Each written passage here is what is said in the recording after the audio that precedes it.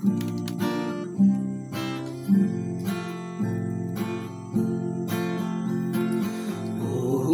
ijawan aku san kuwan Bao nu ka to lam sam kya ta ning le Mungkin syam to hu ko nang ti nya ning le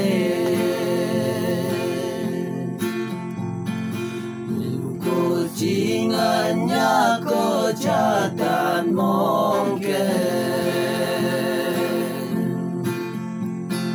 mungkin kini leyan le bawahi Tingkwa tama na juyan ko nang may sele Ta sanyo na ju sai to kengan sele Umong na zak chempai mai ai sile Sang han dan dong kya bai tam le nang wai te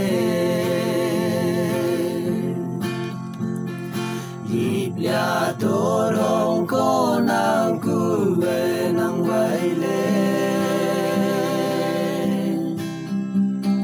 Muhi wawe ku santo ku biwailo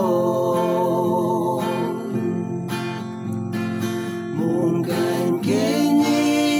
leyan le bawahi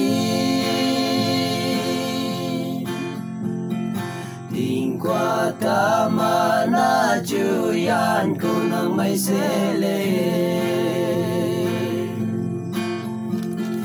Tatasan yo na ju say dukingan sele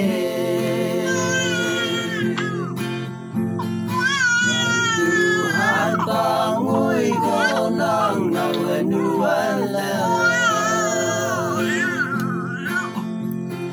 Wag zantong maayong lenang wanto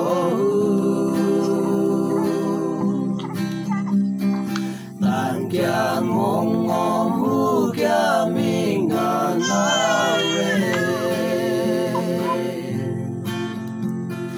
Jang mason kya sat kwarat bau kya ningde Mungkin kini leyan le bawahi Muto salam toju kuming manang waingan Yan ha ole zang mai wan le kang yan se Mungkin kini leyan le bawahi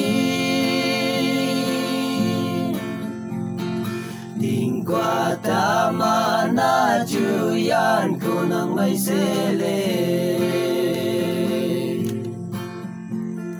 Tatasan yo na ju say dukingan sele